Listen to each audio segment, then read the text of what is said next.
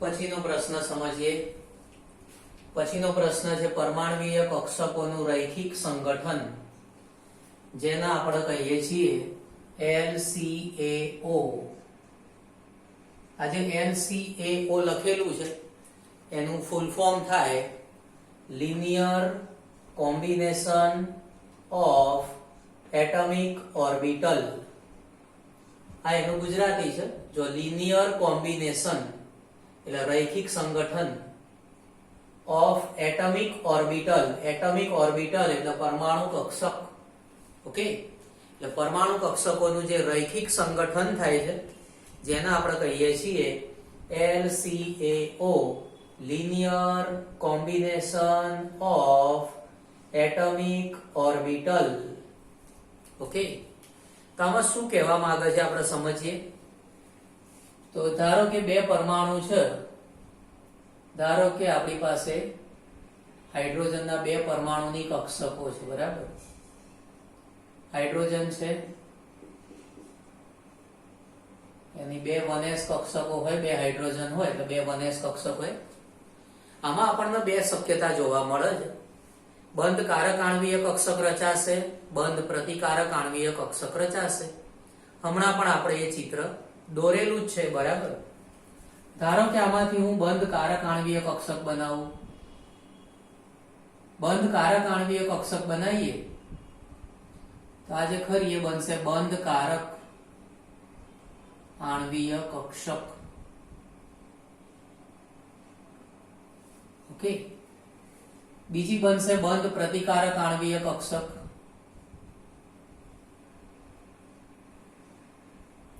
હમણાં પણ તમને આપણે શીખવાડી દીધેલું છે કે જે બંધ કારક આણ્વીય કક્ષક હોય એમાં બે કેન્દ્ર વચ્ચે ઇલેક્ટ્રોન મળવાની સંભાવનામાં વધારો જોવા મળશે. બંધ કારક આણ્વીય કક્ષક હોય એમાં બે કેન્દ્ર વચ્ચે ઇલેક્ટ્રોન મળવાની સંભાવનામાં વધારો જોવા મળતો હોય છે. અને આ જે ખરું એ બંધ પ્રતિકારક આણ્વીય કક્ષક છે. બંધ પ્રતિકારક આણ્વીય કક્ષક એમાં બે કેન્દ્ર વચ્ચે ઇલેક્ટ્રોનની સંભાવનામાં ઘટાડો થતો હોય છે. ઓકે, તો આ થશે બંધ પ્રતિકારક આણ્વીય કક્ષક. ઓકે, જે બંધ કારક આણ્વીય કક્ષક હોય એના આપણે કહીએ છીએ સાય પ્રકારનું, બરાબર. જેના આપણે સિગ્મા કહીશું, સિગ્મા 1s. શું કહેવાય? સિગ્મા 1s કહેવાય. આણ્વીય કક્ષક હોય એના માટે MO લખાતું હોય છે. MO એટલે મોલેક્યુલર ઓર્બિટલ. MO એટલે મોલેક્યુલર ઓર્બિટલ. આ પણ બંધ પ્રતિકારક આણ્વીય કક્ષક છે, બરાબર. તો જે બંધ પ્રતિકારક આણ્વીય કક્ષક ખરું જેના આપણે સિગ્મા સ્ટાર તરીકે પણ ઓળખીએ છીએ. ઓકે, તો આ રીતે એક બંધ કારક આણ્વીય કક્ષક મળે છે, બીજું બંધ પ્રતિકારક આણ્વીય કક્ષક મળશે. આ સાય છે તમને ખબર જ છે. સાયને આપણે તરંગ વિધેય કહીએ છીએ. સાય છે તરંગ વિધેય છે અને ઇલેક્ટ્રોનના જે તરંગો હોય એનો કંપ વિસ્તાર દર્શાવશે. ઇલેક્ટ્રોનના જે તરંગો છે એ તરંગોનો કંપ વિસ્તાર દર્શાવશે. સાય છે જે તરંગ વિધેય કહેવાય, ઇલેક્ટ્રોનના તરંગોનો કંપ વિસ્તાર દર્શાવશે. એટલે બે પ્રકારના આણ્વીય કક્ષકો રચાતા હોય. ઓકે, તમને ખબર જ શ્રોડિંજર નામનો જે વૈજ્ઞાનિક હતો એ શ્રોડિંજરે તરંગ સમીકરણ આપેલું. પણ શ્રોડિંજરમાં શું થતું સામાન્ય રીતે, એક જ ઇલેક્ટ્રોન ધરાવતા હોય, એક જ ઇલેક્ટ્રોન ધરાવતા હોય તો સમીકરણ વધુ સારી રીતે આપણે લાગુ પાડી શકીએ છીએ. એક ઇલેક્ટ્રોન ધરાવતા જે પરમાણુ હોય એમાંથી જ્યારે આપણે અણુ બનાવીએ તો આ વધુ અસરકારક રીતે લાગુ પડતું હોય છે શ્રોડિંજરનું સમીકરણ, બરાબર. હવે થાય શું કે દર વખતે આપણે આવી આકૃતિ દર્શાવવી મુશ્કેલ પડતી હોય. દર વખતે આવી આકૃતિ દર્શાવવી મુશ્કેલ પડતી હોય એટલે વૈજ્ઞાનિકોએ આજે બંધ કારક અને બંધ પ્રતિકારક આણ્વીય કક્ષક છે એને દર્શાવવાની એક મેથડ આપેલી છે. તે મેથડ આપણે સમજીએ એ પહેલા જરા આટલું એકવાર લખી નાખો, પછી તમને એ મેથડ સમજાવું.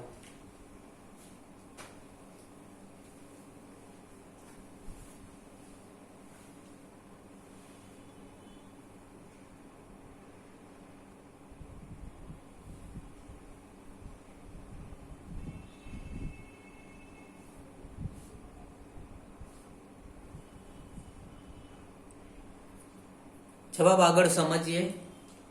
તો જવાબમાં આગળ આપણે સમજવાનું છે આણ્વીય કક્ષક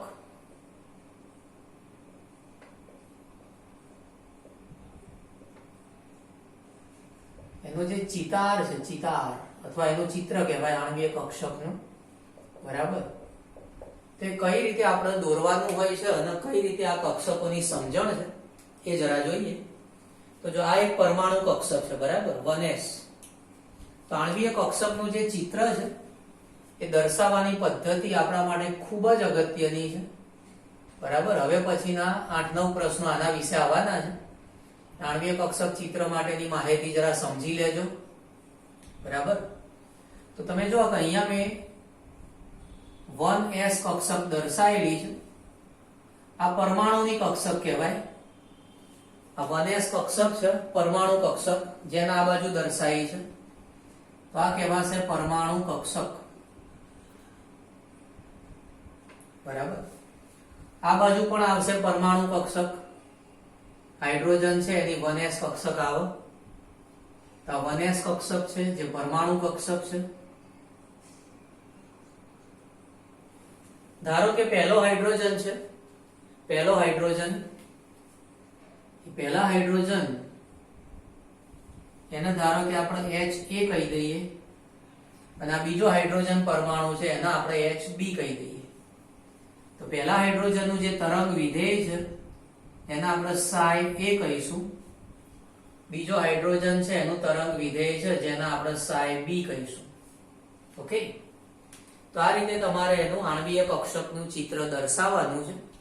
આણ્વીય કક્ષકના ચિત્રમાં જો આ બાજુ પરમાણુ કક્ષક દર્શાવી દીધી, બરાબર.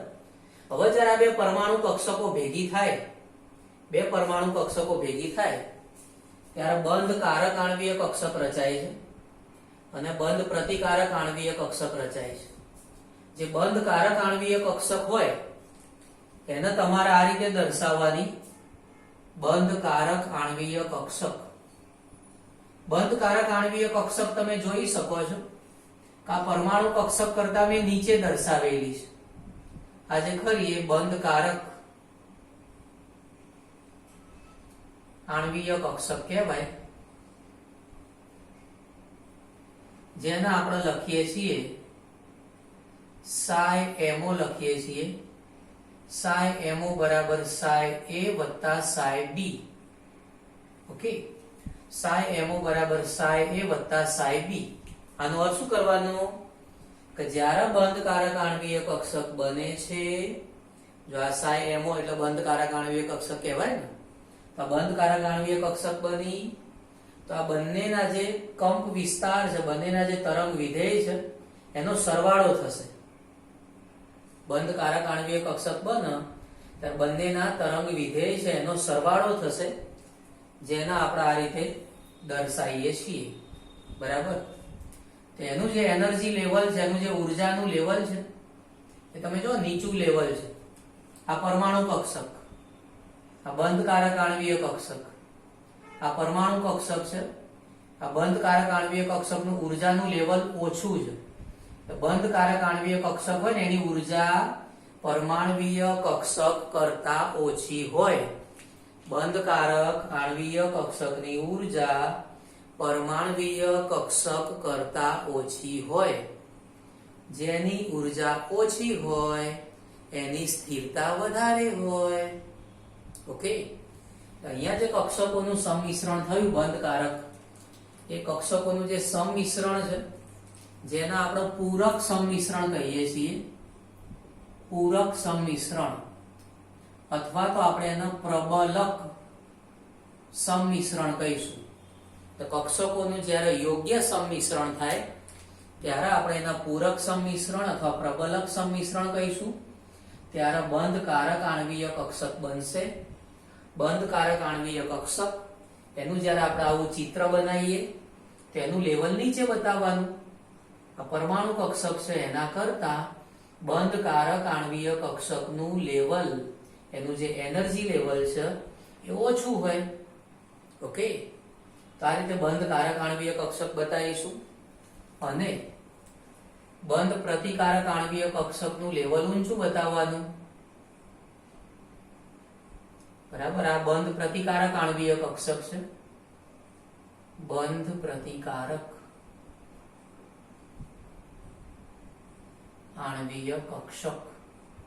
ઓકે, જે બંધ પ્રતિકારક આણ્વીય કક્ષક છે જે આપણે લખી શકીએ છીએ સાઈ સ્ટાર એમઓ કહેવાય.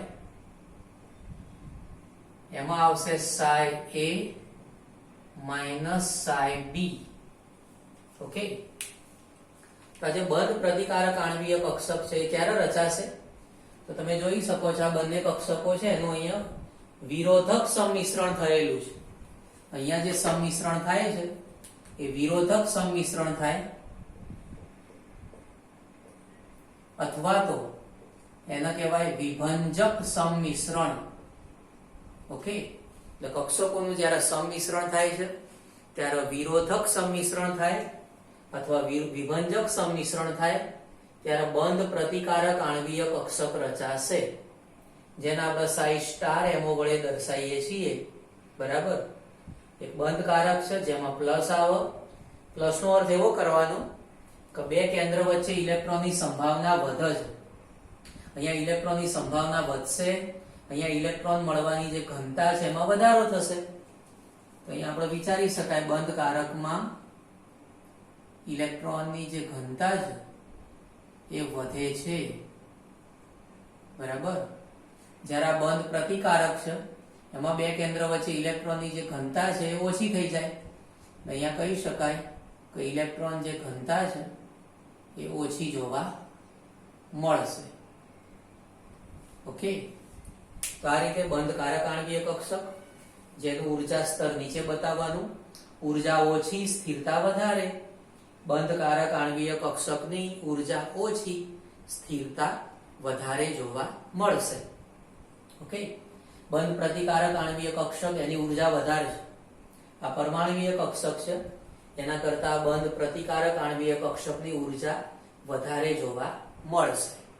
ઓકે, તો જેટલી નવી માહિતી ઉમેરી છે બધી લખી નાખો સરસ રીતે. ઓકે, પ્રશ્ન અગત્યનો છે. એક વખત વિડીયો જોવાથી આ પ્રશ્ન આવડશે નહીં. આ પ્રશ્નનો વિડીયો 2-3 વખત ઓછામાં ઓછું જોજો તો તમને પ્રશ્ન સરસ રીતે આવડી જશે. બરાબર, હજુ બીજી માહિતી સમજાવું છું, આટલું જરા લખી નાખો.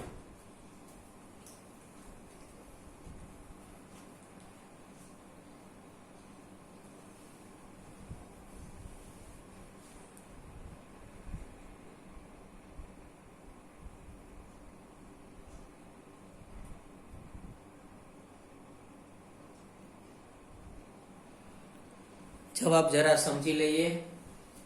તો જો આપણો પ્રશ્ન છે પરમાણ્વીય કક્ષકોનું રૈખિક સંગઠન, જેને કહેવાય linear combination of atomic orbital. બરાબર, linear combination of atomic orbital. એમાં બે હાઇડ્રોજન પરમાણુની જે કક્ષકો છે એનું એક પૂરક સંમિશ્રણ અથવા પ્રબલક સંમિશ્રણ થાય છે તો બંધ કારક આણ્વીય કક્ષક રચાય છે. અને અહીંયા વિરોધક સંમિશ્રણ થાય અથવા વિભંજક સંમિશ્રણ થાય છે તો બંધ પ્રતિકારક આણ્વીય કક્ષક રચાય છે. બંધ કારક આણ્વીય કક્ષકમાં બે કેન્દ્ર વચ્ચે ઇલેક્ટ્રોન મળવાની સંભાવના વધે છે. બંધ પ્રતિકારક આણ્વીય કક્ષકમાં બે કેન્દ્ર વચ્ચે ઇલેક્ટ્રોનની સંભાવના ઓછી હોય. તમને ખબર જ છે કે જ્યારે ઇલેક્ટ્રોન મળવાની સંભાવના ના હોય ત્યારે એને નોડલ સમતલ કહેવાય, નોડ કહેવાય. તો અહીંયા આપણને નોડ જોવા મળતું હોય. અહીંયા આપણને શું જોવા મળશે? નોડ જોવા મળશે, નોડલ સમતલ જોવા મળશે. બંધ કારકમાં બે કેન્દ્ર વચ્ચે ઇલેક્ટ્રોનની સંભાવના વધારે હોય છે. જે સાઈ છે જેનો તરંગ વિધેય કહેવાય, જે ઇલેક્ટ્રોનના તરંગનો કંપ વિસ્તાર છે. શ્રોડિંજરે માહિતી આપી હતી તરંગ સમીકરણની. એમાં એક ઇલેક્ટ્રોન ધરાવતા પરમાણુમાંથી જ્યારે અણુ બને ત્યારે એના માટે એ સરળતાથી લાગુ પડતું હોય છે, બરાબર. તો શ્રોડિંજર સમીકરણ એક ઇલેક્ટ્રોન ધરાવતા પરમાણુ માટે વધુ અસરકારક રીતે લાગુ પડશે. હવે આ જે આકૃતિ છે એનું આ એક ચિત્ર કહેવાય, જેના આણ્વીય કક્ષક ચિત્ર કહેવાય અથવા આણ્વીય કક્ષક ચિતાર તરીકે ઓળખવામાં આવે છે. આ ચિતાર કઈ રીતે દોરવાનો હોય છે? તો આ બાજુ આવશે પરમાણુ કક્ષક 1s, પહેલો પરમાણુ છે H એ વડે દર્શાવીશું, જેનું તરંગ વિધેય psi a કહીશું. આ બાજુ પણ પરમાણુ કક્ષક છે, પરમાણુ કક્ષક જેના બીજો પરમાણુ જેને Hb કહીશું, હાઇડ્રોજનનો પરમાણુ છે, એનું તરંગ વિધેય psi b કહીશું. હવે જ્યારે આ પરમાણુ કક્ષકો ભેગી થાય ત્યારે તમને ખબર જો બંધ કારક આણ્વીય કક્ષક બન્યું, તો બંધ કારક આણ્વીય કક્ષક અહીંયા દર્શાવવાનું, બંધ કારક આણ્વીય કક્ષક અહીંયા દર્શાવવાનું. ઓકે, બંધ કારક આણ્વીય કક્ષકમાં શું થાય? તો બે કેન્દ્ર વચ્ચે ઇલેક્ટ્રોનની સંભાવના વધે છે. સંભાવના વધે એટલે અહીંયા પ્લસ આવશે. આના આપણે આ રીતે પણ દર્શાવી શકીએ છીએ. આને psi mo પણ કહેવાય છે, સિગ્મા પ્રકારનું કહેવાય, સિગ્મા mo કહેવાય, બરાબર. સિગ્મા પ્રકારનું બંધ કારક આણ્વીય કક્ષક. સિગ્મા mo નો અર્થ શું કરવાનો? સિગ્મા પ્રકારનું બંધ કારક આણ્વીય કક્ષક જેમાં બે કેન્દ્ર વચ્ચે ઇલેક્ટ્રોનની સંભાવના વધારે હોય. ઓકે, પછી આ બતાવ્યું છે બંધ પ્રતિકારક આણ્વીય કક્ષક, બરાબર. બંધ પ્રતિકારક આણ્વીય કક્ષક જેને આપણે psi સ્ટાર mo કહીએ છીએ અથવા આને સિગ્મા સ્ટાર પણ કહેવાય, સિગ્મા સ્ટાર તરીકે પણ આપણે ઓળખીએ છીએ, બરાબર. તો આ રીતે બંધ પ્રતિકારક આણ્વીય કક્ષક કહેવાશે. ઓકે, હવે ધારો કે આપણે ઇલેક્ટ્રોન ગોઠવવા છે, હાઇડ્રોજનની વાત કરીએ તો ઇલેક્ટ્રોન ગોઠવવા હોય તો કઈ રીતે ગોઠવવાના? તો હવે 8-10 પ્રશ્નો આપણે ભણવાના છે, જેમાં આપણે ઇલેક્ટ્રોન ગોઠવણી શીખવાના છીએ. ઓકે, તો જે માહિતી ઉમેરી એક્સ્ટ્રા એ જરા લખી લો, બરાબર. ખાસ ધ્યાન રાખજો કે આમાં પૂરક સંમિશ્રણ થાય, પ્રબલક સંમિશ્રણ થાય તો બંધ કારક આણ્વીય કક્ષક બનશે. આમાં વિરોધક સંમિશ્રણ થાય તો બંધ પ્રતિકારક આણ્વીય કક્ષક બનશે. ઓકે, બંધ કારક આણ્વીય કક્ષકની ઉર્જા પરમાણ્વીય કક્ષક કરતા ઓછી હોય, બંધ કારક આણ્વીય કક્ષકની ઉર્જા ઓછી હોય, બંધ પ્રતિકારક આણ્વીય કક્ષકની ઉર્જા વધારે હોય, બરાબર. એટલે ક્રમ આપણે લખવો હોય તો ક્રમ આ રીતે લખી શકાય. બંધ કારક આણ્વીય કક્ષક એની ઉર્જા પરમાણ્વીય કક્ષક કરતા ઓછી હોય,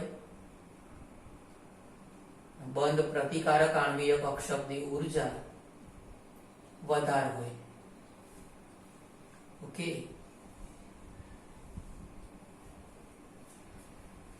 બંધ કારક આણ્વીય કક્ષકની ઉર્જા ઓછી હોય, પરમાણ્વીય કક્ષકની વધારે હોય, અને બંધ પ્રતિકારક આણ્વીય કક્ષકની ઉર્જા પરમાણ્વીય કક્ષક કરતા વધારે હોય.